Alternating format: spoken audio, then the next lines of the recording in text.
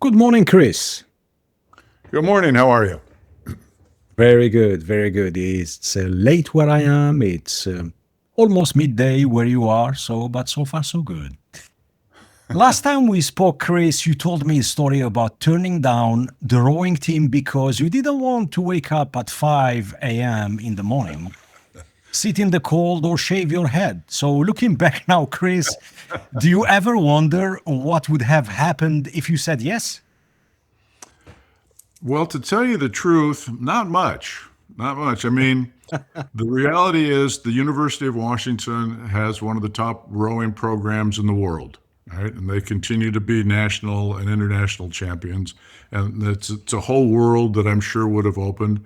But I went instead kind of in the opposite direction and became captain of the rugby team. And that in and of Mhm. itself opened a whole different set of doors. And frankly, three of my closest friends are guys that I met playing rugby at the University of Washington. We're still pals, 40, 50 years later. So I've got no real regrets about it. I mean, every once in a while, the rowers get covered in glory and they get a lot of TV attention. But, sorry, 5 o'clock in the morning, out in the dark, in the wet, in the cold, with a buzz cut, as a 19-year-old kid, that was never going to work. No, no. It's funny because that story sounds simple, but it touches something bigger. We spend so much time talking about transformation, yet most of it start with small decisions that seems insignificant at the time. Mhm. That's where I love to begin today. Let's get into this conversation. All right.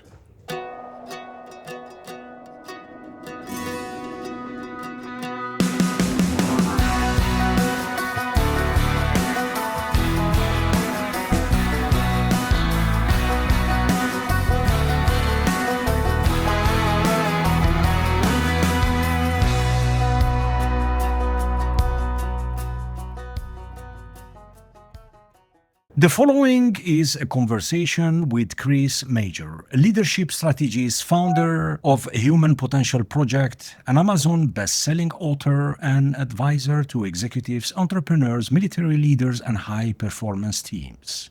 This is Pre-Zero Sports Talk podcast, and I'm your host, Sid Bensalah. Today, we delve into leadership, transformation, human potential, and what it truly takes to create lasting change within ourselves, our teams, and our organizations. Thank you so much for tuning in, subscribing, and supporting the show. Your support and financial contribution helps us bring authentic voices, real stories, and conversations that go beyond the game. If you would like to support the show, please check the description for more. Chris, welcome to the show. Thanks again. As always, great to be here. I've been really looking forward to this conversation since our last chat last year. So, you've spent decades helping people transform from Fortune 500 executives and entrepreneurs to military leaders and elite performers. But before we discuss leadership, business, or transformation, I'd like to start with the person behind the work. When you look back, Chris, on your younger self, what experiences shaped the Chris Majer we see today? Oh, Lord. Oh, yeah, let's not fool around with anything trivial. Um, what experiences? Well, let's go back in time. So, Mhm. I was born and raised in Spokane, Washington, a town you've never heard of, 200,000 people. My father was the Ford dealer in Spokane. His father was the Ford dealer. I Right. was supposed to be the third generation. And Okay. when I was 18 and full of myself, as you are at that age, I told my dad I just couldn't see myself wearing a white belt, white shoes, and selling Ford Pintos. That conversation did not go over well. And I headed off to the University of Washington. He didn't really want me to go there. So I was, a little on shaky ground to begin with at that point in my life. Now, I hit the campus in the fall of 1969. Right. People may remember the history. In the spring of 1970, so some 6 months later, the whole world erupted, right? We had Kent State and protests. The next thing I know, I'm leading marches down the freeways And I became the broadcast voice of Radio Free Seattle as we took over the campus radio station, and all this at the ripe old age of 19, 20 years old. So I had set out to be an attorney. That didn't prove to be the case. I, as you heard, said no to the rowing team, ended up playing rugby, and I graduated, did a master's degree with an organizational development, and went to work for the county executive here, which is kind of like a regional governor, and thought, this could be it. I spent, 2 years working in that office, and realized that government was not for me. So I think the seminal experience, the seminal turning point was right about this time. As I said, I was a rugby player. Every year there was a big fancy tournament down in Monterey, California. 35 teams invited from around the world, very elite. We were consistently invited down there. And I got to the airport and realized that the book that I was reading, I'd left on my bedside table. Like, oh, crap. Now what am I going to do? I'm not the kind of guy who can stare out the window for 3 or 4 hours or read the in-flight magazine 10 times. So, hey, I'm a pretty bright guy. Let's figure this out. Let's go get another book. How hard is this? So I went to the airport bookstore. You've been to the airport bookstore. Everybody listening to this has been to the airport bookstore. You know what it is. This big wall of books here. And there's, history books and thrillers and bodice rippers and, all kinds of stuff. This is going to sound a little strange now, I admit this, but up in the far, far high corner, there's this little book, and it literally started talking to me. I don't mean like an audio book. It was somehow talking in my head. And I'm looking around like, what the world is going on here? So clearly, I was supposed to buy this book, which I did. It was called The Ultimate Athlete by a guy named George Leonard. And I thought, oh, well, perfect, I'm supposed to read this and I'll learn something. It'll help improve my game. We'll have an even better weekend, da-da-da-da. So I get the book, get on the plane, start reading, and I didn't put it down until we landed, 2.5, 3 hours later. But at the end of it, I was left with, wow, I don't understand a lot of what this guy was writing about. He's talking about things like intentionality and synchronicity and some Japanese energy called ki and some martial art called Aikido that I'd never heard of. So, but I don't understand this stuff, but I like it. It resonated with me somehow. So the answer to your question, the seminal terminal event in my life was literally a mystical experience in the airport bookstore. Fascinating. Thanks for sharing that, Chris. What kind of kid were you growing up? What kind of kid was I? Well, I suppose that, of course, is going to depend on who you ask. I would say a prototypical, I was a little kid in the 50s, high school in the 60s. I was president of the class of 1969. And this was back in, it was a different time then. So, cars, girls. I was not an academic standout, to be clear. And I was, then on a track to kind of take over the family business, which didn't happen. So I don't know what else you want to know. I mean, I was like classic all-American kid. I was a Cub Scout, kind of flamed out in the Boy Scouts, played high school sports. I was the keyboard man in a rock and roll band, and we were pretty good. And we toured the whole area here, and it was all just kind of, in retrospect, it was the perfect kind of growing up. Didn't get any better than that. And then Right. off to college, and you kind of heard a little bit of it from there. Everything changed Right. once I got to Yeah. campus. So it's interesting, Chris, what you told us earlier that in the 70s you led a protest. Can I say maybe looking back, that event, maybe it's one of the experiences that shaped your view of leadership? Oh, absolutely.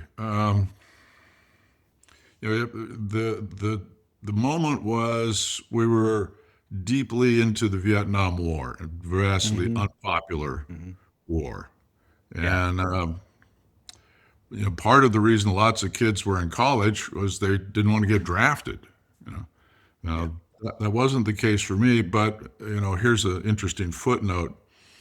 While I'm in school at the University of Washington, my dad was chairman of the draft board back in Spokane. Wow. Yeah, Oi. yeah. So that made for an interesting dynamic in that I had all of the local press constantly Oi. checking up on me, making sure I wasn't getting some special treatment or something. Right. Because the Right. thing you did not want was to get that dreaded letter from the draft board now that you'd been classified 1A.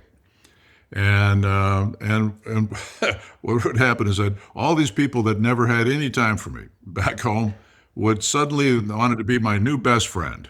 Hey, guess what, man? You won't believe it. Oh, I converted. I'm a Christian now. I'm a nonviolent person. I need to get a draft deferment. And I'm like, give it a rest. So it was pretty weird. I'll give you this to think about. So one day it's a Saturday morning. I'm hungover from Friday night. I trundle down to get the mail, and I get this, and there it is. There's the dreaded letter from the draft board. I thought, oh my God, I Wow. thought I was in good shape. What the hell? So I open it up, and it's the one you didn't want to get. Mr. Christopher Majer, blah, blah, blah. This to inform you you've been classified 1A. You need to report for your physical, blah, blah, blah, and all the blood drains from my face. And then down at the bottom, in a little hand-scrolled note, April Fools, love Dad. You know, oh, you asshole. Love it. You wait. Just wait till you're old and in a wheelchair. You're going down the stairs for that. Oi. Yeah. Wow. Wow. Was there a moment when you realized you wanted to help people develop their potential? Yeah, when I was in graduate school, I had interesting opportunities seemed to fall my way. I got called into a professor's office. I was asleep one morning. I was a little bit of a rabble rouser and hellion in those days, and apparently had a reputation as such. So I got a call one Saturday morning at 7:30 in the morning, for God's sakes, and some woman's on the phone. Mr. Majer, yeah. This is, Mrs.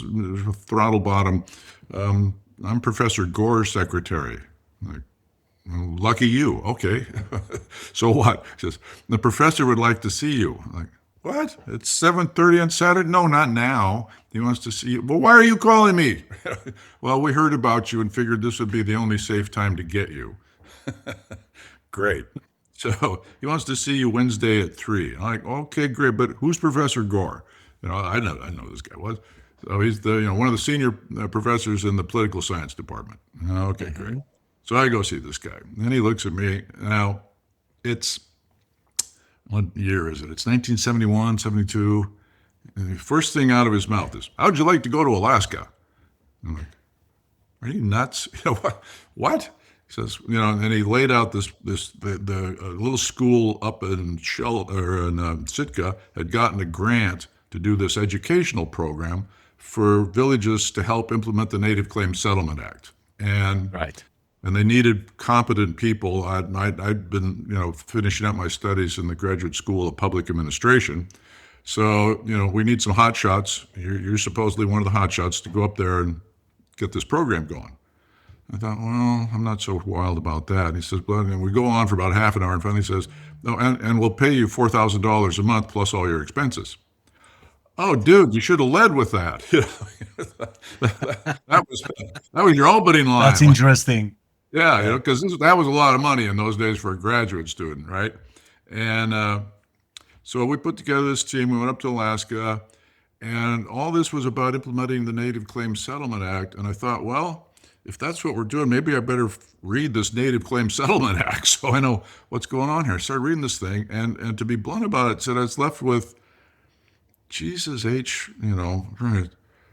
The language in this thing is tries to obfuscate the fact that once again, we're trying to screw over the Indians. I can't believe it. This is like stuff from the 1800s. The basic premise of the Native Claims Settlement Act was we want to build this Alaska pipeline. We have to buy and set aside land for, and we need to get it from the natives. So they wrote a check for $900 million, split amongst these regions and then down to the villages. But if you read it, the basic premise was, we're going to give you title to the land and this money, and then you set up and do whatever you want with it. And then in the fine print, oh, by the way, we can't give you title to the land right now because most of Alaska has never been surveyed. But we'll give you the money. And in the back of their minds, they're going, well, we'll give you the money because we know you won't know what to do with it. You'll squander it. And then we'll take the land back since you can't pay back these loans, so forth and so on. And I was like, oh, man. So that kind of woke me up to, the way that we've been treating not just Native Americans, but people in general, and started me on, this different path of, well, okay, wait just a minute here. And my grandfather had been a social activist, and my other grandfather had kind of run the town of Spokane. I mean, he was chairman of the Democratic Party and, 33rd degree Mason and Shriners and all that kind of stuff. So there's a little something in the blood. My dad's high school buddy was then the Speaker of the House, Tom Foley. So I was raised and immersed in that kind of stuff forever. That kind of set me into motion. Right. Going back and talking about the story of the book at the airport, Bookstore, what was it about that book that captured your imagination, Chris? Well, as I said, he had described phenomenon, some of which I'd experienced, and didn't really understand what they were. And I thought, fascinating. And then, he kept talking about all these, intentionality and synchronicity. And I'd heard the words, but he had described them and kind of operationalized them. And I thought, I get it. This is cool. And, shortly after reading, 6-9 months later, I was in my 30, 31, 32 years old. I said, two things need to change here. One, my body's not going to take playing rugby much longer, right? Anymore, yeah. And two, I probably need to grow up. So while all my peers were building families and careers, I was just working enough to support my rugby playing habit and doing things like off to Alaska to set up this program. And I started a couple businesses and, that. And after that experience, I took up the study of Aikido. And, I'd gotten it from the book, and I met a guy there who was a sports psychologist. Now, this in time now, it's like 1980 or so. And I was fascinated by him because he had sciencey sounding explanations for experiences that I had had and written off as too many bangs on the head or flashbacks to the 60s. And we got to be buddies. He'd been a world-class skier, been on the K2 demonstration team, would have been an Olympian, but he blew up a knee. And we were just young enough and not worldly enough to understand it probably wasn't a good idea. So we started a business. And our very first business was called Sports Mind. And our mission was simple. We want to isolate and reproduce in others the elements that led to consistent winning performance. And our only focus was on athletes, because in the realm of athletics, it wasn't just permitted, but expected that you were going to push the boundaries. And that's what we were interested in. Let's shift gear and talk about building the Human Potential Project. What problem were you trying to solve when you founded the HPE2? Well, I hope you got the last little bit that I said. The original iteration of the company was called Sports Mind. And in those days, I don't know how to explain it. All I can say is Providence smiled on us. All right. So we had built all this work with athletes. We went from working with individuals to teams. Then we worked with Olympic teams, national teams, professional teams. Much to our surprise, Providence suggested we needed to change, so that caught the attention of the Army.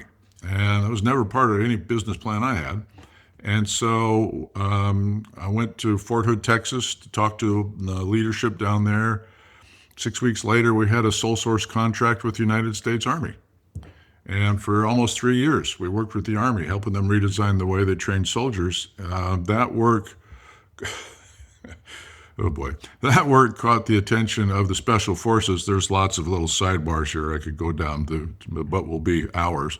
And we ended up with a sole source contract with the special forces, where we had a programmatic blank check to push the boundaries of human performance. They gave us 2 A teams for a year, right? We had Right. operational control of 2 special forces teams 24 hours a day for 6 months. It took us 3 months to design the program, 6 months to deliver it, 3 months to do all the reporting and so forth. We set all kinds of records, some of which stand to this day, and some of that work that we did is still classified. At the end of that, I said to my guys, look, we've been fortunate. We've had the opportunity to design, develop, and deliver a body of work that's proven effective in 2 arenas where performance matters and where you can measure it. First with athletes, then with soldiers. I don't want to spend my whole career training soldiers. The actual work of training the soldiers was great. It was the best stuff we ever did, and they were absolutely wonderful to work with. The process of getting to do the work, the government's contracting process, was sufficiently odious. And, in retrospect, this may have been a mistake, but I didn't feel like hiring 4 or 5 people just to do contract compliance, right? So we're going to pivot. We're going to turn our attention to building corporate programs. And all of my people looked at me like, what? I said, and they're going to be harder. And then they really went, give me that RCA dog look, that, arr? I said, I don't mean physically harder, you idiots. Think about it. In the corporate world, there's no timeout, there's no spring training, there's no off season, there's no stand down. The game goes all the time. And on any given team, there's a vast gap in the level of competence and commitment on the part of the players. How do we work in that arena? Now, remember when I said Providence smiled on us? So I said, I'm going to write a business plan. I want to get some capital in here. I don't want to just run a little mom and pop business. And they all looked at me and said, what do you know about writing business plans? Nothing, but that's never bothered me before. If I can write theses on stuff, it can't be that hard. So I wrote a plan, talked to a couple of people I knew in the business community, and they, along with my team, all said, ooh, this is going to be a toughie. It's a service business. People don't understand it. All of your assets walk out the door every night. And it's kind of a woo-woo thing. Not sure, how it's going to go. The very first guy I talked to said, this is the coolest thing ever, and wrote me a check for $450,000 in 1984. So, Hey. yeah, so I'm left with, what's so hard about this? What's the big deal about raising money? I said, talk to one guy, it works. So little did I know. So we built the corporate program. We needed some place to test it. All right, this guy's partner owned a manufacturing company in a little tiny town nobody's ever heard of called Shelton, Washington, where they took these massive ingots. And when I say ingots, I mean they were like 4 feet wide, 8 feet long, and 6 or 8 inches thick of aluminum, and run them through these big milling machines and made doors, single piece doors for Boeing airplanes. Right. And it was a 300-person shop. We put everybody in the place through this program. And my thought was real simple. If this doesn't work here, no one's ever going to know about it. And if it does, it'll work anywhere. If it works in this environment, it'll work anywhere. It will work everywhere. Yeah. Yeah, we blew the socks off the place. The guys told us that, it's at maximum production. All of our statistical models show that we can't possibly be producing anymore, but, knock yourselves out. So 6 weeks later, productivity was up 20%. They couldn't believe it, right? Wow. Now, my second client, get this, my second client was AT&T, Providence. Okay. Yeah, so I went from nowhere to center ring in the circus. We went from 5 guys to 85 guys in 6 months. And as I tell everybody, the business succeeded oftentimes despite my best efforts. And we were launched into the mainstream. Right. The backstory here is also kind of entertaining, all around my theme of, Providence smiles on us. So AT&T had just been broken up. All right, they broke it up into all the little baby bells, and we were working with the flagship company. They had, the consumer products division had 400 phone stores around the country and 35 business offices. They were 40,000 people losing $220 million a year. And under the old Bell system, it's not that nobody cared, but it wasn't that big of a deal because they were a monopoly and they made a boatload of money off their long distance and other businesses. But now they got to get competitive, so the board says to them, look, you got 18 months to turn this around. If you can't do it, we'll just shut it down and do retail through Sears, okay?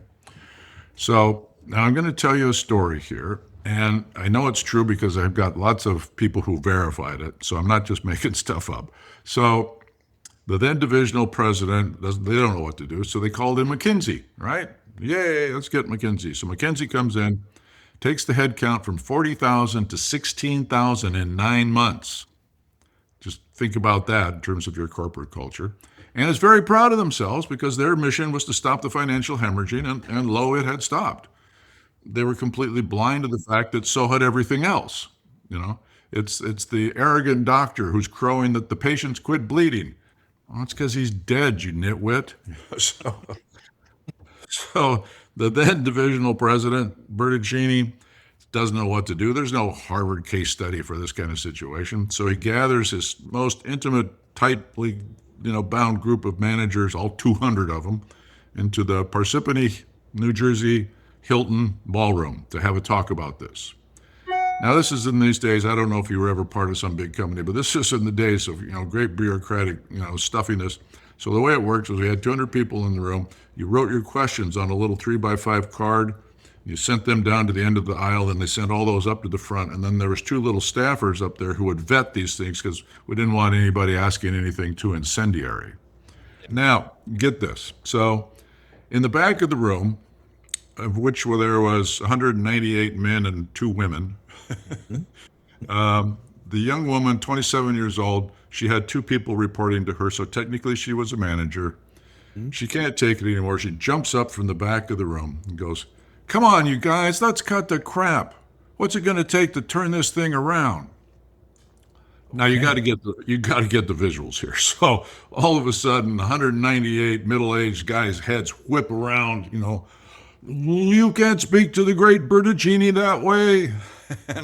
And Bertuccini, he's Italian. He's a little fiery. He grabs a hold of the podium and steps back from it. And pardon me, I'm going to quote him. He mutters under his breath, "It's going to take a fucking miracle." Well, now all the heads whip around the other way because they're not sure what's more shocking. Boy. Ken said a bad word or he told the truth. So in the dead silence that hung there, they said, "Okay, got it. Let's drop the F part. We need a miracle." And they they interviewed 60 firms and chose us with my vast corporate experience, one, but we had a unique product offer, right? And the mandate, we launched this program. The program was called Project Miracles. Perfect name, huh? So our mandate was real simple. Wow. We need a miracle.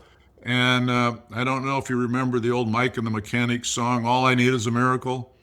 That was our theme song for this thing. I can't tell you how many times I've heard that song. And we put 6,000 managers through this 4.5-day and some follow-up work program.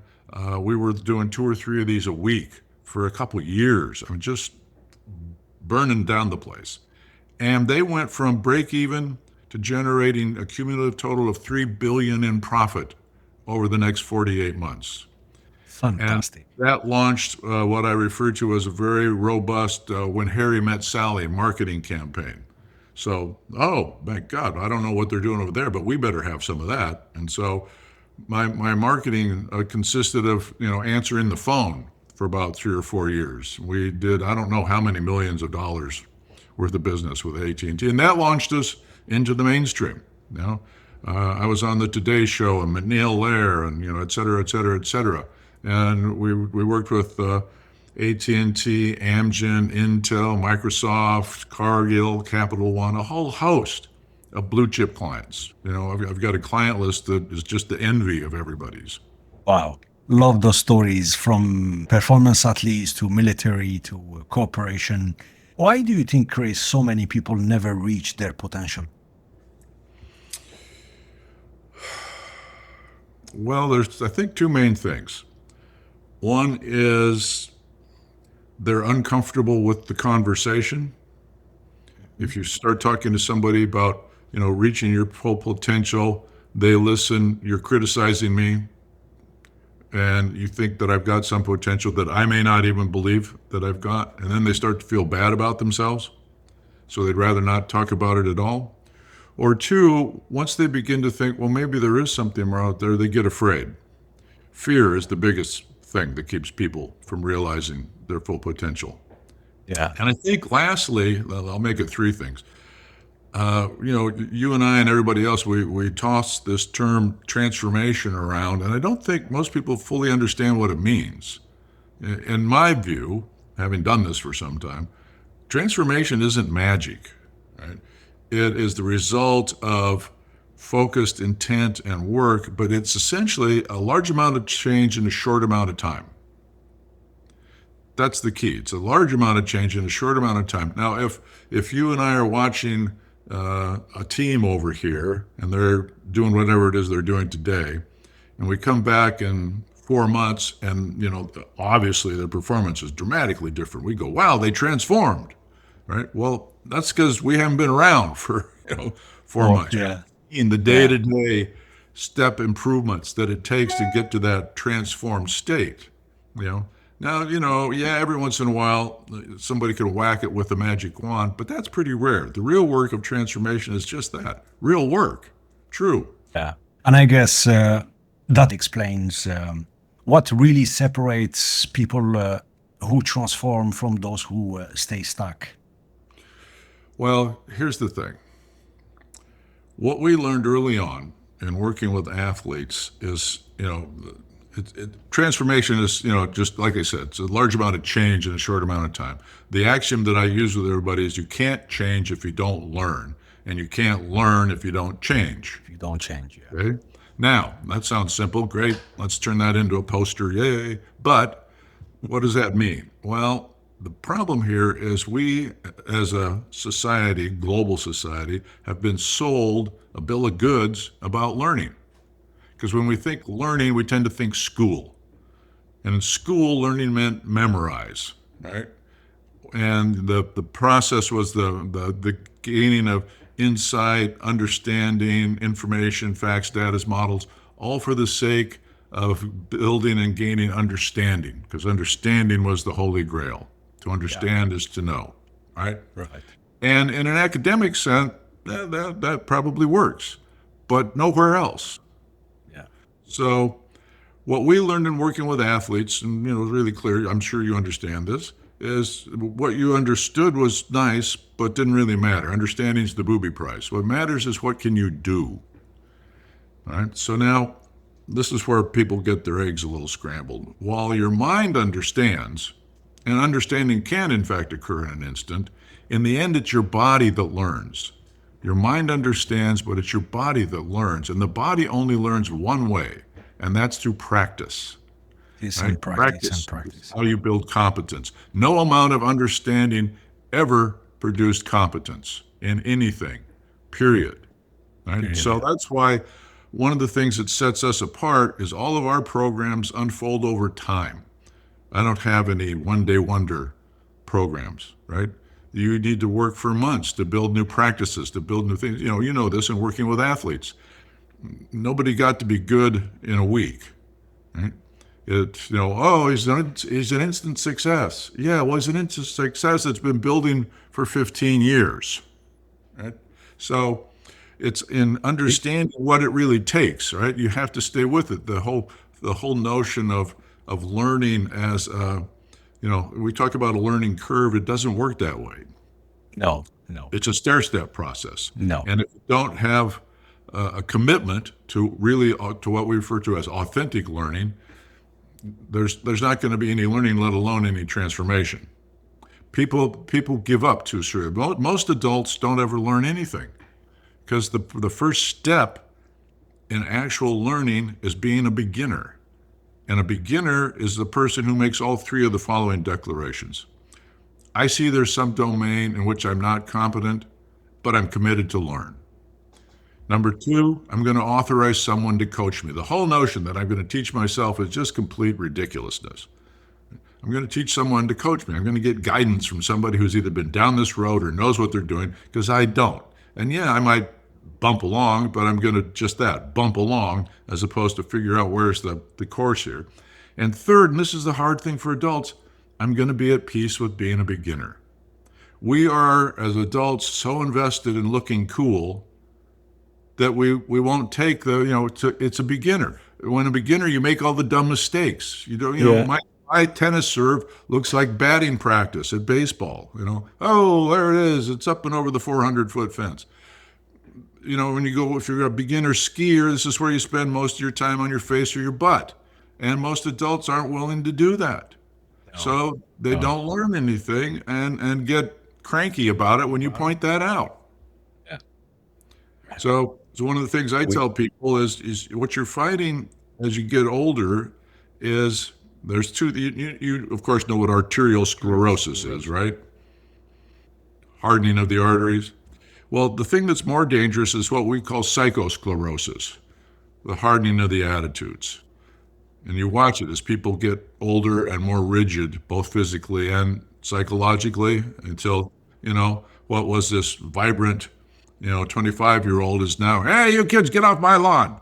No, it's just, you got to keep stimulating the neural pathways. So I tell people, look, if you want to stay young, you want to be alive, you need to teach yourself something or learn something new. And by that something, I mean something physical every few years, right? And yes, it's uncomfortable, and I practice what I preach. I was a skier as a kid, and I still am.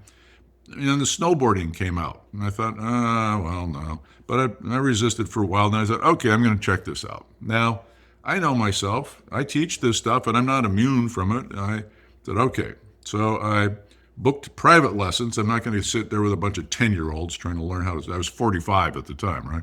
Trying to learn how to snowboard. I booked a hotel room at the top of the mountain, paid for it in advance for the weekend. I didn't take my skis with me because I knew exactly what would happen. And for the first couple days, like I said, I was on the bunny hill, on my face, on my ass. And these little kids are whizzing by me, and I'm shaking my fist at them. Ah, you little bastards, you should see me ski. No, they didn't care. And by about day 3, then, oh, okay, I'm getting it. And so for, gosh, 2, 3 years, all I did was snowboard. Got really good at it. The only thing I didn't like was, I don't know if you do any of these things, but you get flatted out. You have to we unbuckle. yes. That's like, oh, Yeah. this sucks. Yeah. Then Go they to the came, bindings and yeah. yeah, all these new shaped skis that made it all so much easier. And I went back to skiing. I've been doing that ever since.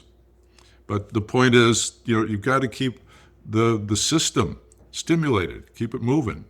Yeah. Yeah. Chris, we have this fantastic say in French. C'est en forgeant qu'on devient forgeron, meaning if you want to be a blacksmith, there is only one way. Roll your sleeves, take the hammer and go in and, practice and practice and learn and Yeah. learn and learn. There is no other way. I fully agree with you. And thanks for sharing all that. Well, and Yeah. here's the thing. People can understand that when we're talking about sports or anything athletic, but it's no different when you're trying to learn a new leadership practice, a new management practice. People are like, well, why does your program take 9 months? Can't you condense it? Well, I can, but it won't do you any good. Because you need that amount of time to learn these new practices, to go out and do them and have them not work and figure out how to do it right or how to do it better or how to do it, whatever term you like.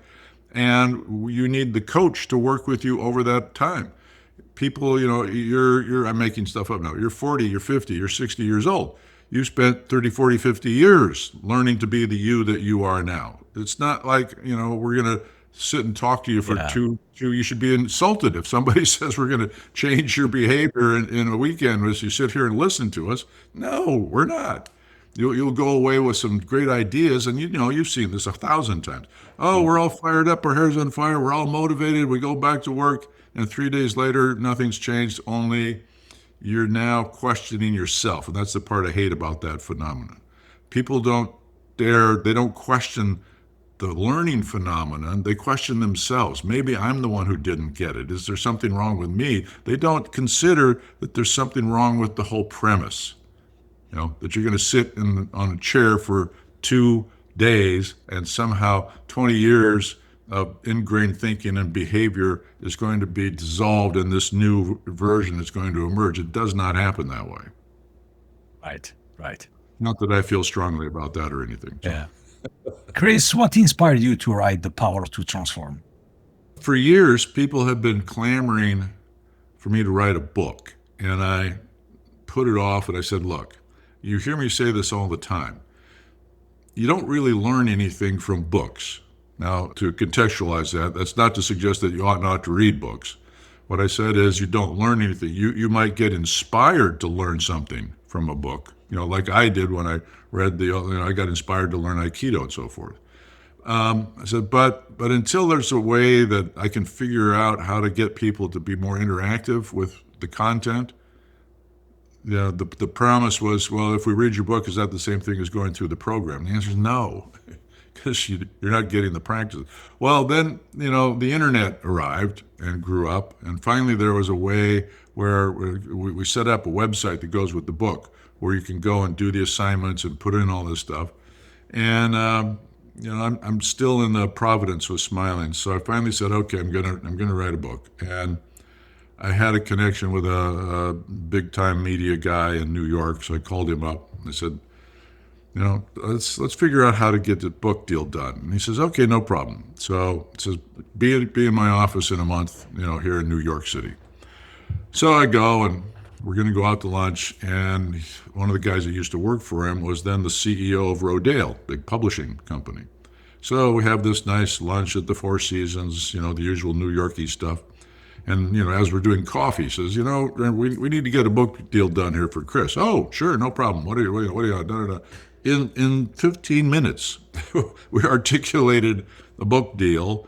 They advanced me $100,000 to write the book, which nobody does anymore. Hey. Yeah. And then they assigned me a ghostwriter because I'd never written books. I'd written papers and all sorts of stuff. And then, so we went to work on the book. I had to get rid of the ghostwriter. Do you remember back when Oprah had a book club and there was this big scandal about some guy writing these books where the factual basis had been modified? Yeah. That's what I remember. I remember very well, yeah. I would tell him, here's how we did this stuff with the Army, and here's how it happened. He said, well, that's great, but we need to change this a little bit and that a little bit. I said, no, you don't understand. We're not changing any of it because that didn't happen that way. Well, but it'll read better. I don't care if it reads better. The people that I'm talking about here are all still alive, and they will know, as will I, that that's not the way it happened. So we had a few rounds of that, and I ended up finishing it on my own. And unfortunately for me, by the time we got it done, the guy who was the CEO of Rodale had moved on, and the new CEO came in, and it wasn't her project, and blah, blah, blah, blah. So we never got the support that I'd hoped for. Well, did she put new conditions, or? No, she just wanted to have her own projects, Right. And Chris, how was you explained that you had the ghostwriter, but the whole writing process, how was it? Was it easy, difficult? If you can just walk me through. It was a bit of a challenge in that I'm trying to write a book and run a company at the same time, right? So I thought, well, I write papers and stuff, and the way I do it is I just close the door to my office and get to work. I'll just do that with this book. It can't be that much different. I had to abandon that because apparently the people that worked with me didn't understand that when the door was closed, that meant don't come in here. So after too many interruptions, I mean, you write, so once you get going and you get the train going, it doesn't work if somebody barges in and you have to have a 15-minute conversation, try and go, oh, I have no idea where I was here. So then I said, okay, I'm going to stay home every morning and discipline myself, and that's what it really took. I'd go downstairs in my office at home, and I set myself up. I had to write for at least 90 minutes. I couldn't leave the room until I'd gotten 90 minutes or X number of pages.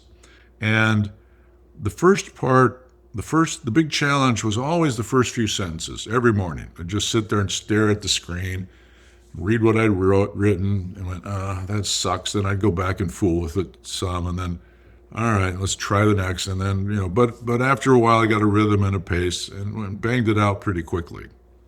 But it took that kind of a structure and discipline.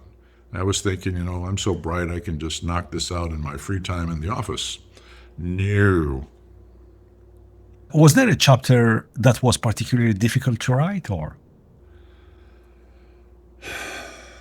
Particularly difficult. Well,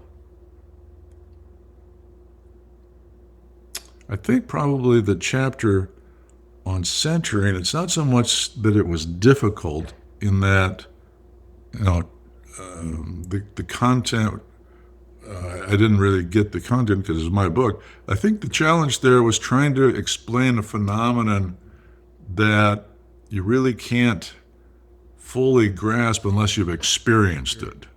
So I was pressed with how would I best explain this? And then I recalled there's a portion there that describes this moment when I was in Africa, and we surprised a pride of lions at the edge of a river. And the adults went one way and the cubs went the other, and we were in the middle, and that's really not where you want to be between the parents and the kids. With the pride of lions. And some guys kind of freaked out.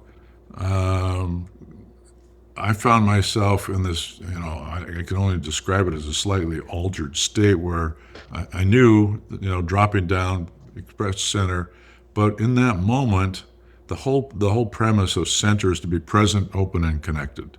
And I can only say that I was more present, like literally right here, right now, in that moment than I'd ever been in my life. There's something about a lion roaring at you, and it's personal. He's talking to you. This is not a circus. We're not a movie. They're feigning charges at you. Perturbates your biology in a way that nothing else that I've experienced ever does. And so, okay, we gathered ourselves. Said, okay, let's move towards the river, and then we'll let the lions get back together. Seemingly a good idea. As we move towards the river, all of a sudden the river erupts, and it's an angry hippo, as we've now intruded on his territory, and hippos are more dangerous than lions. Yeah, so now we're sitting there going, holy shit. 5 minutes ago, I was kind of bored walking through here. Now I'm in the middle of an Indiana Jones movie. What the hell? And so we inched our way up the riverbank and got out of that, and, had a little adrenaline dump for that. But, the challenge was finding ways that people could kind of connect or try and connect to the experience I was describing. So I don't know if that was difficult, but certainly a challenge. Yeah. And the editing process, was it an easy task? Well, yeah, if you have a good editor, once we got a rhythm together, we go back and forth, and she was quite good, and, cut some fluff, and we rearranged some things, and it went smoothly, yeah. Right. Let's talk about leadership, which has become one of the most talked about topics in business. Why do you think so many leaders still struggle with it? Well, a couple reasons. One, we still don't understand what it is, or they don't understand what it is. And two, way too many of the people who are now in leadership roles ascended up through management ranks, and they don't get the difference between leadership and management. Mm-hmm. I do a lot of work with CEOs. My favorite ones are people who are newly in the job. And I asked them, and I have my little process, I asked them a question. All right, you're now the leader of this organization. What are your main responsibilities? And they will invariably give me this laundry list. And, well, we got financials and shareholders and stakeholders and regulators and yada, yada, yada, yada, yada. This big laundry list of things. Right. Okay. That's nice, but no. They look at me like, huh? I said, those are all managerial things. You're not a manager anymore. You have people now whose responsibility is to do all of that. You're a leader. As a leader, you only have two fundamental responsibilities. Two. Number one, you're the guardian of the mood of the enterprise. And number two, you're the architect of the future. And you cannot do either of those well if you're going to insist on having your fingers in all the little managerial pies that are out there all the time. And that's a very tough transition for people to make. Right. Yeah. Listening to you, Chris, how do you build trust under pressure? Well, in general, you don't. You need a foundation of trust so that when you get under pressure, it doesn't get fractured. So if when we're working with a special forces team, there's 12 guys on a team. They spend most of their time training. And it is in those moments that you begin to build trust, right? You learn, how to do it. And then you also have to understand we have a different interpretation of trust, okay? So people tend to think of trust as a feeling. And as I tell people, the problem with that is everybody knows your feelings are kind of like the weather, subject to change without notice. And that's not really the foundation on which you can build a high-performing team is feelings. So the other way we tend to think about trust is it's a thing. You listen to the way people talk about it. Well, I gave him my trust, and then he broke it. So now I took it back, and he's going to have to earn it. So, well, it's not a thing either. So to understand it deeply, you have to understand that trust, like leadership, are what we refer to as linguistic somatic phenomenon, right? So trust is really a three-part assessment, right? And it comes into play when someone's making a promise to me. And that's what it is to be on a team, is you make some specific, mostly kind of unspoken but assumed promises to each other. And when someone makes a promise to me, I'm automatically assuming their sincerity. Are they being straight with me or are they bullshitting me? Their competence, does he, she have the skill set to do what they say they're going to do? And their reliability, right? Can I count on them to do what they say when it's time to do it? And that's what all these training cycles are for, is you learn to see who can really do what they say, who can really do it on time, all the time, etc. And so when you get under pressure, I know that I can rely on my people. So that's why in sports teams, you spend so much time practicing. It's for those moments when the pressure arrives. And the problem with business is we do just the opposite. We don't spend any time practicing. And then when pressure arrives, things tend to cave in rather quickly. The beauty of sport, and I'm not sure if we can apply it in business, because it doesn't matter how much you train and prepare, especially at the top level, you have no control of the outcome, that you're going to win a game or a match. Well, that's true, but if I go out on the pitch playing rugby or football or whatever, I've got no control of the outcome there either. All I can control is what I do and what, and we as a team, we can control what we do. We don't have any, the enemy, as they say, the enemy gets the vote too. And, we have no control if it's going to rain or, any of that stuff. But that doesn't bother us in the sense of we still go out, we play our game and we do what we do. And as long as we're doing the best that we know how to do, the result will take care of itself one way or another. Do we always win? No. But that's who wants to win all the time.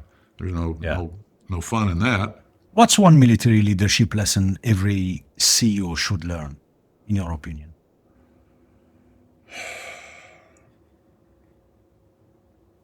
One. Wow. Well, that's a good question. I would say in the military, they teach officers this phenomenon called command presence. Right? And some people think it's about, puffing your chest up and barking at people, and it's not that at all. It's a certain kind of embodied confidence that human beings are biologically programmed to respond to. And this is part of what we teach with our leadership work is it's what we call building the body of a leader. And when I use the term body in this case, I don't mean size, shape, or gender. I'm talking about how you present yourself, how you carry yourself. And the military is really quite good, at that. And at the same time, people know when you're faking it, right? And that produces a whole different set of breakdowns. So it all comes down to the fundamental practices of being a leader. One of them is developing your personal brand of presence. You've worked with elite performers across many fields. What do top performers have in common in military or sport or in business? Yeah, they operate on a set of shared principles that most of the world, understands but doesn't live by.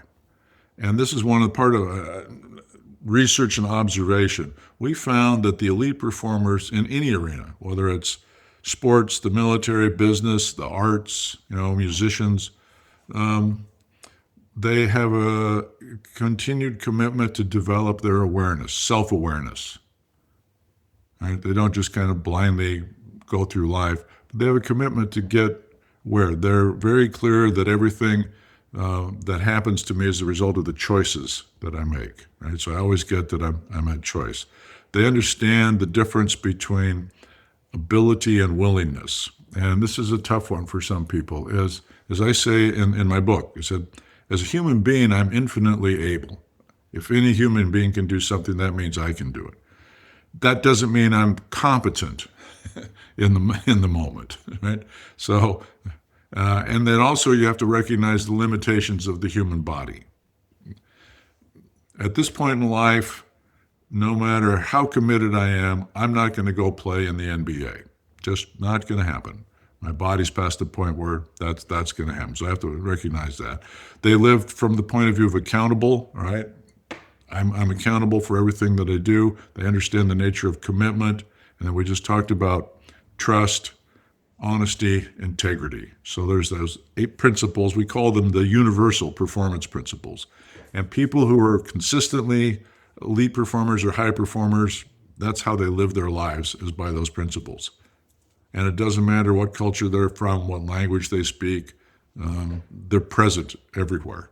You've been, Chris, outspoken about corporate training. Why do most leadership programs fail? Well, we've kind of touched on it already, but it's a self-defeating cycle. So the HR department, who doesn't have a lot of credibility to begin with, proposes a leadership development program, and here's the budget. Oh, we can't afford that, so come up with something that's less expensive. So what might have been, by design, a pretty robust program gets whittled down to, well, let's just do 2 days because, blah, blah, blah, blah. And the problem is, again, not understanding what it takes to develop competence. They settle for checking boxes. So, okay, we had a leadership development program, didn't seem to make much difference, or we had a leadership development program, everybody in their survey said they liked it, and that's not the point. As I tell everybody, when we work with big companies, I make it really clear to the senior execs, if I'm doing my job really well, my team and I, if you've got 3,000 people we're going to work with or 2,000 people, by the time we're done, 2 to 3% of your people will quit. And we don't charge you any extra for that. Right? We helped you cull the herd, right? Because the people who quit are the ones who don't want to live by those principles I just talked about. They don't want accountability. They don't want clarity. They don't want people, they don't want to have to live with be generating trust and stuff. They've been perfectly happy hiding out or kind of underperforming or whatever. And, that's just not the way that it works if you want to be high performers. You've got to be willing to make some of those tough choices. So if you've got a leadership program and it's only going to be 2 days, you can rest assured nothing much is going to happen. And The problem then is the cycle begins. So that didn't work. So when the department comes back with another program, well, that last one didn't even work. So why should we spend more on this one? So you have a smaller budget, and pretty soon we're doing, brown bags over lunch, expecting somehow that's going to produce new competence in people, and that's just farcical. We're doing our large-scale programs. The price tag on those things was $500,000 to $700,000. Wait. Yeah, and the caveat to that, or the good news to that, is they came with a financial promise. You will get at least 10 times what you invest in this program back inside the time frame of the engagement, not at some distant point in the future, but before we're done. So on the face of it, you should be figuring out how many of these you can do, not how few. Yeah. And we've got documents after documents of evidence to support that claim. We made that claim for 15 years, never once had to spend an extra day on a project. You mentioned many CEOs come from financial backgrounds. Why is that a problem? Well, I have to be careful with generalities here, but the two places that I see people move to the C-suite that have the most difficulty are from finance and legal. Finance people are trained to look at numbers. They're not trained to understand the underlying phenomenon that produces those numbers, nor do they get the fact that if I'm looking at the numbers, it's always like I'm looking in the rearview mirror, right? So I'm looking at my quarterly numbers. Well, those are numbers from the last quarter. You're now at least 60 to 90 days behind where we are right now. They don't have forward. I mean, yes, we make projections, but they don't understand what's the human set of commitments and networks and mobilizations and coordinations that go into producing all those. And they tend to make kind of silly decisions based on numbers because it looks like it makes sense on paper. You remember Circuit City? Big electronics retailer here in the country some years ago. Not really, no. Yeah, well, there's this. It's a tragic story, but it's an all too familiar one. So the company got bought out by some private equity firm, who saddled it up with debt, and of course they had to cut expenses to begin to pay this thing off. Christmas season's coming up. It's the big time of the year, particularly for electronics retailers. And their brilliant financial analysts looked and said, well, look, we've got like this 10% of the sales force that we're paying all this money to. Why don't we just get some less expensive salespeople? So they fired the top 10% of their sales performers right before the biggest season of the year because it looked good on paper. 9 weeks later, they were out of business. They didn't make anywhere near their goal. They had to go back and try and rehire these guys, many of whom said, piss off. So I'm sure I'll come back, but you're going to have to pay me twice as much. But it all looked good in the financial projections. There's some math that I do with finance guys. They don't like it. But I said, look, part of our dilemma is we're still stuck in industrial era thinking. Right? You guys are set up to measure and track input, output, throughput. You've got all these financial things. But there's this whole phenomenon that you're completely blind to. Your models are completely blind to. So we talk about waste in an organization.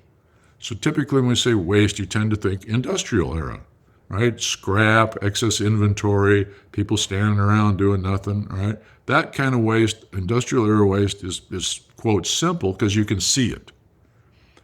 Most companies don't make things anymore. They're what we call coordination companies.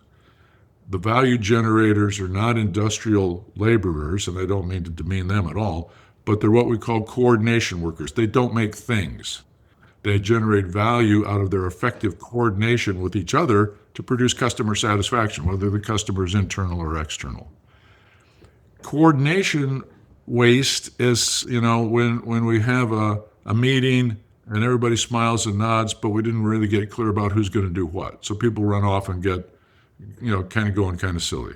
We have, bad moods.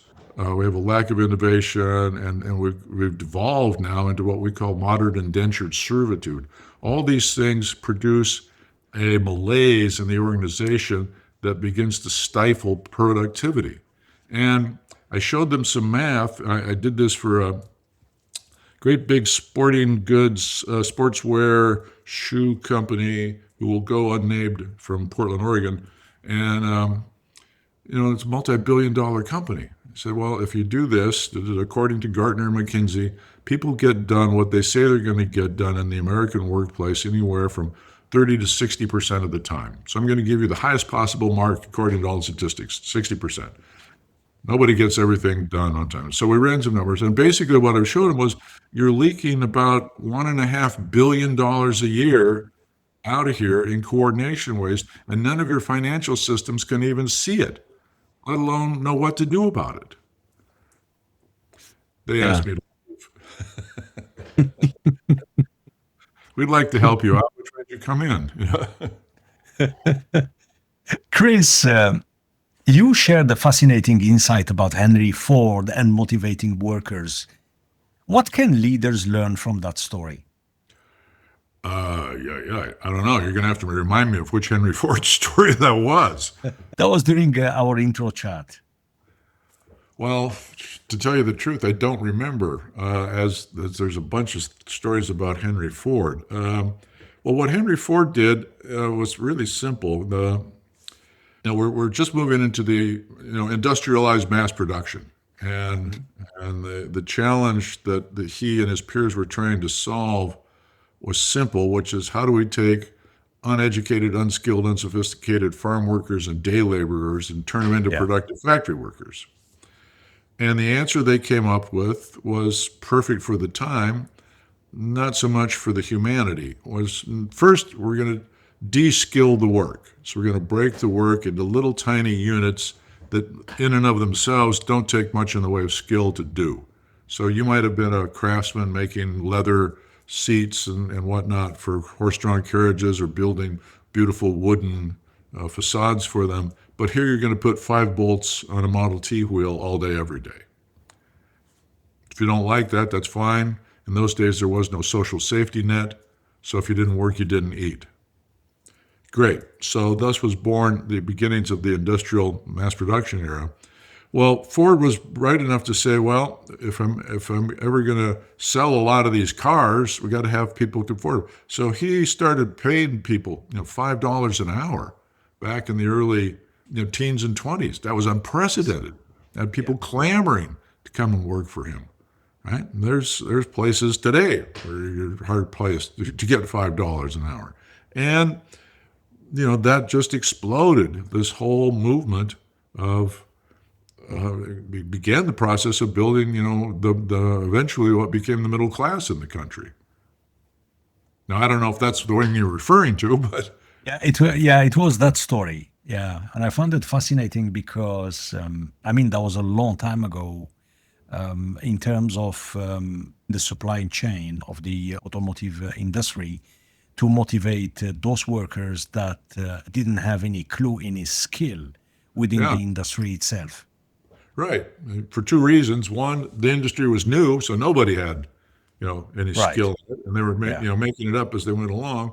But 2, these guys were uneducated and so forth. Now, our dilemma today is all those management practices, which were literally invented by guys who were born in the 1800s, right?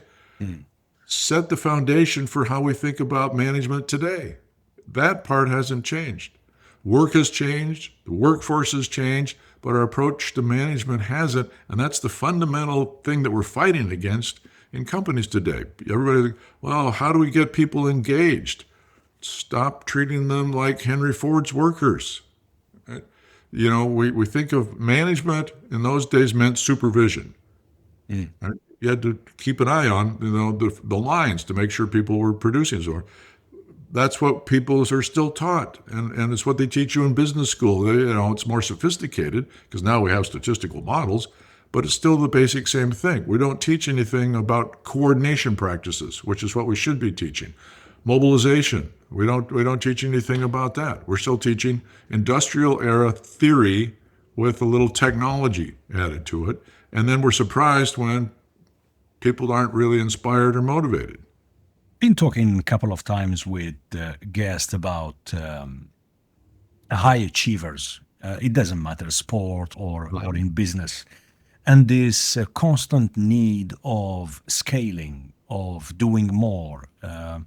You start a project, you finish the project, you succeed, and you move on, and it doesn't stop. And the main topic, Chris, it's about feeling empty, not fulfilled personally. And quite often, those high achievers, yes, in one hand they are successful, but on the other hand, they look back and they see either they miss a big part within their personal life, family, and stuff like that. Small kids, they grew up without the presence of the father or the mom. Do you think we've become obsessed with achievement while neglecting meaning, in your opinion, Chris? You just like all these little lightweight questions, don't you? No, because it's fascinating. You No, worked with the military, yeah, no, I think the answer to that is yes. And as you described it, I'm going, oh, he's talking about me. I'm one of those guys. Absolutely. I think, the dilemma is when you talk about meaning, meaning is an ascriptive thing. We assign meaning to things. So if I'm making something up now. So if I'm sitting around, the family gathering at Christmas, supposedly having one of those, great intimate moments of connection and so forth, and all we're doing is fighting and getting drunk, if that was what meaning was, I don't really need that. And so it depends on things. So, I'll personalize it. So for years, when we were rocking and rolling, I was gone 2 to 3 weeks out of every month. I was that guy. And part of me loved it because the work that I was doing was really satisfying. And I don't just mean we're making money, but when you're doing transformation work and you see people make this dramatic shifts over the course of 4 or 5 days, it doesn't get any more rewarding than that. And at the same time, as I tell people, look, I knew my way around every major airport in the country. I could find my way around most of the big cities. It came to a head when I started getting Christmas cards from Hertz Rent-A-Car and, various hotel chains. And I used to believe when I was, when the company was in its growing stages, I was the youngest person of my senior management, right? I was the leader of the team, but the youngest one. And I always, in my head, believed, for me to legitimately claim to be the leader, it means I've got to be better, than any of them at everything. So I was the best salesperson, I was the best program designer, best deliverer. I knew more about the finances than the accounting team. And, I got fried in the process. It cost me a marriage. It was a mess until I finally woke up like, okay, I get satisfaction from all this. There's no doubt about it. And the other parts of my life, it's not that they weren't satisfying, but it was a different kind of satisfaction. It was a different kind of meaning. And then, of course, there's the whole phenomenon as you grow up and get more mature, meaning takes on, dare we say it, a different meaning. What was meaningful to me back then, not so much now. What's meaningful to me now, that guy would scoff at. So I'm not sure if that's an answer to your question or just more kind of philosophical. It is. Because when someone says, hey, I've achieved everything I wanted, but I still feel empty. Mm-hmm. Is that, I don't know, is that a leadership problem, a purpose problem, or an identity problem? Well, I think it's more, we started, when we started working with athletes, I would run across these people and they were, they're training all the time and working really hard. And I'd finally, and yet, did the same thing. They weren't really satisfied. It was clear that they were doing what they were doing, but they weren't getting a lot of joy or pleasure or anything out of it. So I can always ask, what is it you're running for? And I quickly began to see in many cases, it wasn't that they were running, and I use running generically, they weren't running for anything, they were running from, right? Right. That's the, Yeah. So Okay, so what you're running from is you don't want to go home because whatever is going on there. And it's easier to come out here and burn yourself out and exhaust yourself and and deal with that kind of pain than go back home and deal with the emotional pain that's waiting for you there. Oh boy, Challenge, we yeah. can talk about this stuff for days. Uh-huh. Yeah. Now you're swimming out in the deep end here. Yeah, no, no, it's yeah. No, there is so much to discuss.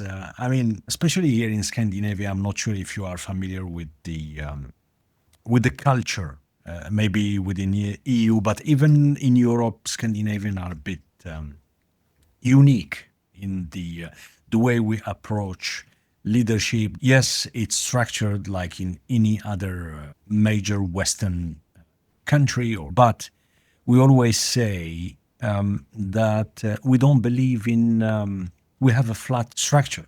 You know, you have different departments and stuff like that, but then quite often there is an issue of, I will not say order or following instructions, but there is an issue where someone doesn't achieve, he or she, their target, or doesn't accomplish the task that is being assigned. There is no accountability, to be honest with you, which is, in one hand, frustrating for some, and on the other hand, the question I keep asking folks here: how do you move forward? You know, on one hand, you have a very strong and powerful union rules in terms of which is good, that protects the workers and stuff like that. But when it comes to check and balances or accountability, the leaders here, they get stuck all the time, and they always come up with the excuse, but my hands are tied, you know. And it's funny, you were talking about all the training that the HR departments in various companies and industries, they throw and they plan a year. I don't know, maybe they try to justify their existence because they're doing something. But then those trainings, they don't lead to any kind of tangible Right, result. positive outcome, result, you know. And still I ask myself, or put the question forward, why you don't try to change the system, or make it simple, or in one hand you don't throw money from the window because we don't see any progress. And I feel like people quite often, maybe I might be wrong, but I've seen it. My conclusion is quite often organizations and decision makers, they're a little bit skeptic or scared of change. The concept of change scare people. And it's funny because every time there is a trend, now we are in the AI bubble. You know, everyone is trying to make sense of what can we implement or train or educate, because if we don't take action in a couple of months or a couple of years, we're gonna feel like we are left behind. So yeah, with Well, no sorry, go ahead. no, I say there's a kind of a global terror these days about AI, and it's pretty interesting to me if you look historically. So, but I interrupted your train of thought here. I've got some comments for you, but I'll let you please Yeah, finish. go ahead, go ahead. So you're talking about a few different but connected phenomenon here. So let's start with the basic thing, as I say it all the time. Like, everybody's all in favor of change, as long as it doesn't mean me and it doesn't mean now. All right? So it's a really good idea. You guys should get right on that. Go ahead. Yeah.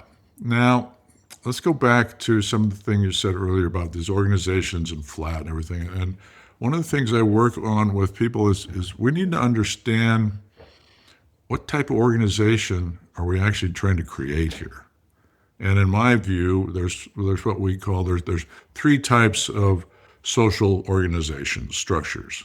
And if you think of it as a continuum, out here on the far end is teams, and teams have two other categories. Three other categories, excuse me. There's an operational team, a high-performing team, and a world-class team. So there's the world of teams. It's a small segment of our continuum. In the middle is a big segment called community. Okay? And then down here, there's kind of this really, which we call family. Right? And the distinction here, what separates these three things, is the horizon of time over which we tolerate non-performance and non-conformance. On a team, that horizon is pretty short. Right? If you're not getting the job done, we'll trade you or we'll put you down, on the B team or whatever. And the farther out you go in world-class teams, that horizon's really short. In community, what makes a community is it still has standards that draw the boundaries around the community. If you're a member of a bike club and you don't show up for enough meetings or don't ever go on any of the rides, you're going to get kicked out of the club. If you get enough parking tickets, they'll eventually put you in jail. Family, the horizon is infinite. Uncle Morty might be a jerk and he's out there running around drunk every Saturday night, but he's still our uncle. He shows up every year at Thanksgiving, like it or not, there he is. And too often in business, I don't think people are clear what they're doing, which of those they're doing. You listen to them, well, yeah, we got to be a high-performing team because that's the only way we're going to win, but we want it to feel like a family. Those two things don't go together. Absolutely. Yeah. Right? Nobody gets a bad performance review in the family. And so for leaders, one of the things I had to learn the hard way, I had a tough teacher on this.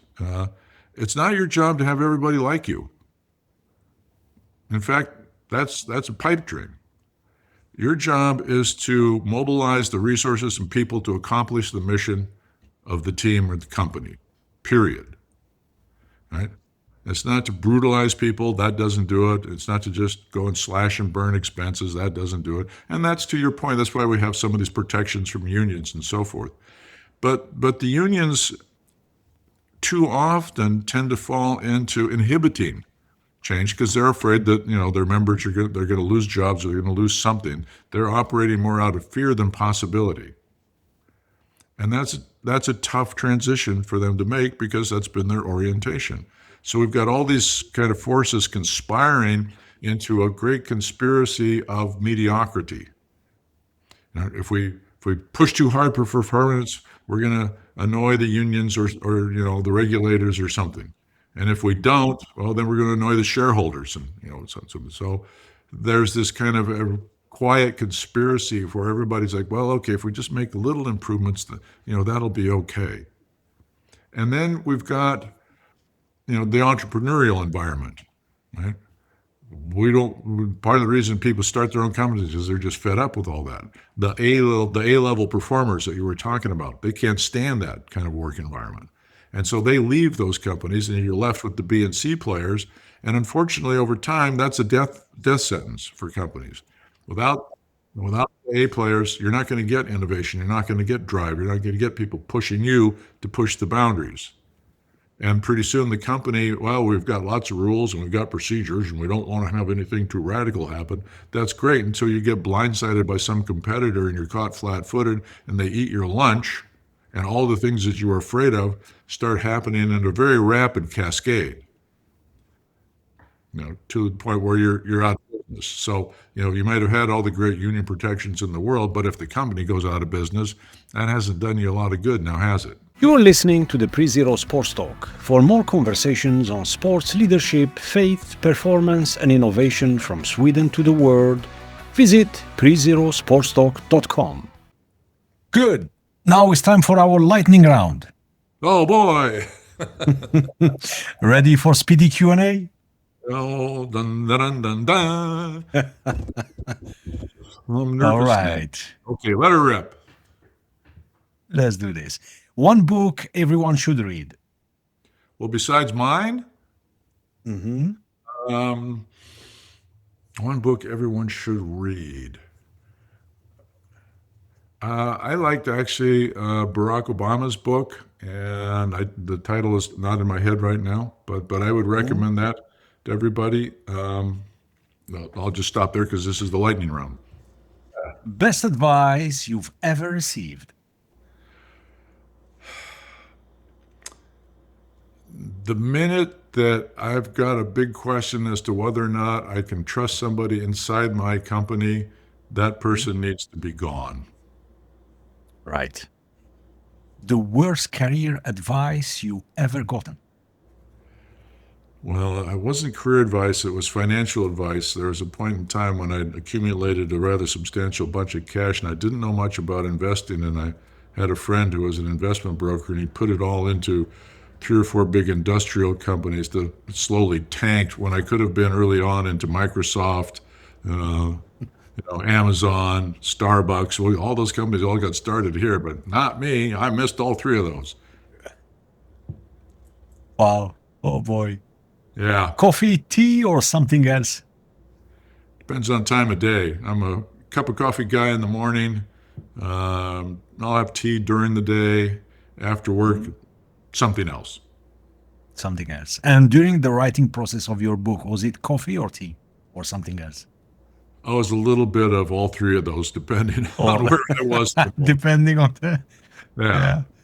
I try not to start the day with a shot of scotch, but every once in a while, need some inspiration. Yeah.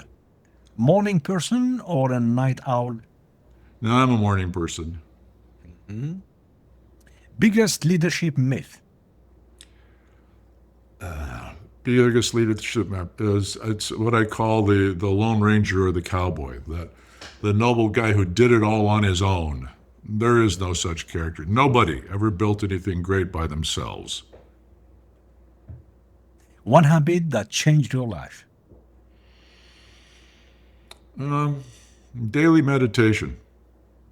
And the best way to unwind after, let's say, a tough day or a tough week? Well, now you're going to get into the X-rated stuff. So, setting aside that, I'll sit on the back porch, have a cigar and some scotch. Nice. Nice. Here, cigar is always with cognac, but yeah. Favorite place you've ever traveled? Oh boy.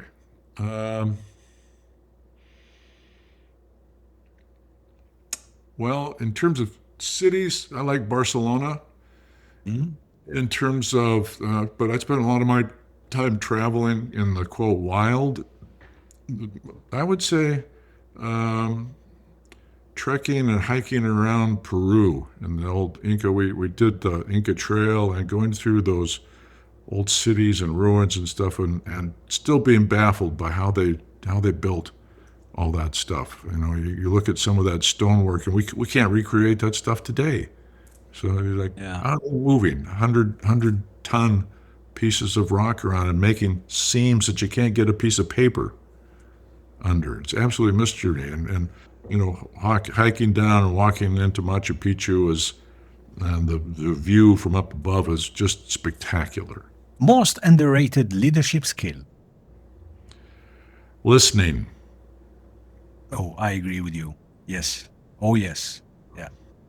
Actually, the number one leadership skill, and people Yeah. don't know how to do it. Yeah. Listening is, it's tough. It's tough. Yeah. If you could have a dinner with a historical figure, who would it be and why? Thomas Jefferson. I've always had a fascination with him. I've been down to Monticello a couple times, gotten the behind-the-scenes tour. I'm just fascinated by the way that he thought and the contextual work that he did, creating the country, for heaven's sakes, at a young age. Because, the founding fathers to me are literally, American icons, American heroes, and global heroes. They set in place something that I'm sure they had no idea the implications of where this whole thing was going to go. What does success mean to you today? Well, success to me is multidimensional. It's doing work that I find satisfying, that gives me a sense of accomplishment and purpose. It's producing financial rewards to go with it, and it's having a series of relationships. What's the adjective I'm looking for here? Of deep connection with people. And finally, a piece of advice or wisdom to our listeners on any topic.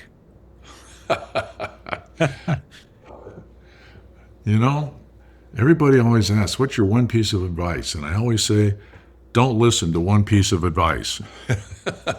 Because it's always trivial. It's like cat posters.